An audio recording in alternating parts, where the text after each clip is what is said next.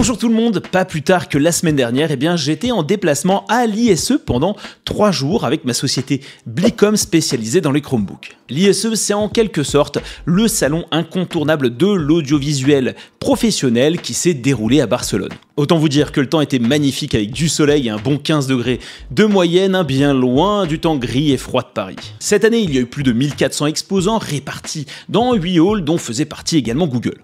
Je faisais donc en moyenne 14 km de marche par jour. Et ça aussi c'est du sport. Mais trêve de bavardage et basculons directement sur ce que j'ai pu voir d'intéressant au sein de l'ISE 2024. Avant de parler concrètement de Chrome OS, il y a eu quelques innovations technologiques vraiment impressionnantes à contempler. Pour commencer, je voulais vous parler de LG qui avait monté un mur vertical composé de longues poutres avec au bout des panneaux LED.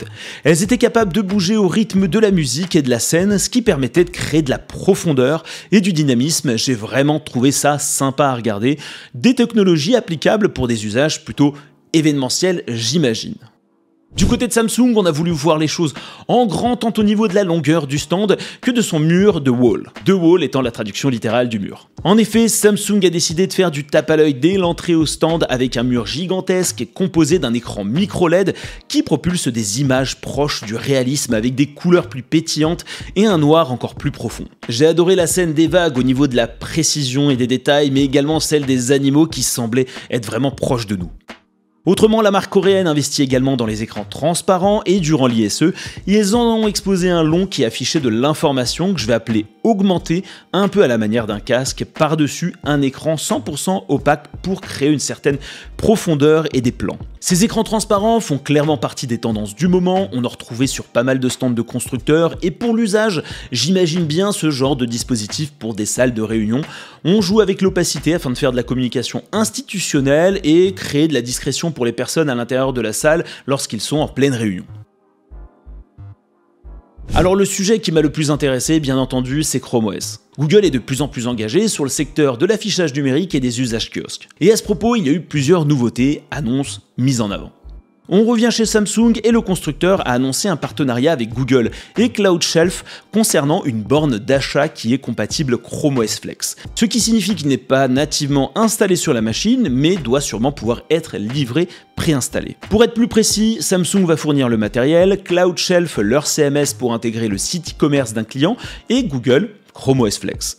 L'idée, c'est d'adopter une stratégie omnicanal pour le parcours utilisateur où finalement le client, lui, est en magasin et n'a pas forcément la bonne disponibilité du produit. Il va aller voir directement la borne, la commander soit en click and collect dans un autre magasin ou de celui-ci, ou bien directement chez lui et profiter finalement de tous les avantages apportés par Chrome OS Flex, à savoir la sécurité, la rapidité et surtout le management. C'est en tout cas un engagement intéressant de la part de Samsung qui reste l'un des gros acteurs majeurs au niveau de l'affichage numérique et un bon move de la part de Google.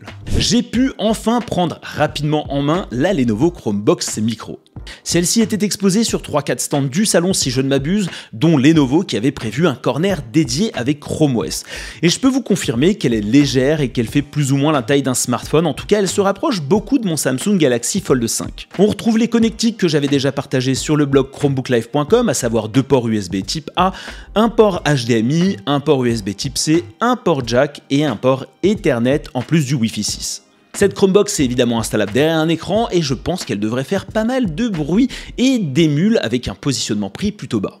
Je n'ai pas pu l'avoir entre les mains, mais Acer a décidé d'annoncer aussi sa Chromebox, à savoir la Acer Chromebox Mini. La tendance est effectivement à la miniaturisation sur le marché des Chromebox. Alors je n'ai que quelques images à vous partager, mais on remarquera un design revu avec une surface haute plus aérée pour faire passer en l'occurrence la chaleur. Elle semble effectivement plus réduite en hauteur, mais loin de la nouvelle Chromebox de chez Lenovo. Et sur les images, on constate à l'avant 3 ports USB type A et un port jack, et à l'arrière 2 ports USB type A, un port USB type C, 2 ports HDMI, un port Ethernet, une loge Kensington et une entrée pour le rechargement. Des connectiques riches qui devraient permettre un affichage de contenu sur 3 écrans. En entreprise, l'écran à poser près d'une salle de réunion, ça se démocratise et ça permet évidemment de consulter la disponibilité de la salle jusqu'à même pouvoir la réserver. Et pourquoi pas aussi utiliser ces écrans pour faire de la communication interne à destination des collaborateurs. Et un des acteurs connus dans le domaine qui se nomme ProDVX vient également d'annoncer un appareil compatible Chrome OS Flex, c'est le IPPC 10 SLB R24. On est sur un écran de 10 pouces qui, à la manière de Samsung, n'inclut pas nativement l'OS.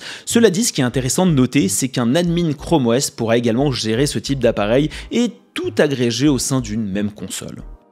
Voilà tout pour cette revue de l'ISE 2024 avec un focus Chrome OS qui fait son petit bonhomme de chemin sur la partie Kiosk and Digital Signage. Des partenariats avec pas mal d'éditeurs et de constructeurs qui ont été mis en place et où j'ai pu apercevoir le logo comme chez Path4, chez Touchify, Yamaha et d'autres. Bref, ça avance plutôt bien, je suis vraiment convaincu par la solution parce qu'elle est facile à déployer, c'est des choses que j'ai déjà fait chez des clients. Merci pour votre attention, si ce contenu vous a plu, eh bien n'hésitez pas à le liker, à vous abonner à la chaîne YouTube TechLive sans oublier d'activer la cloche des notifications afin de supporter le projet et être au courant des dernières actualités Chrome OS et je vous dis à la prochaine.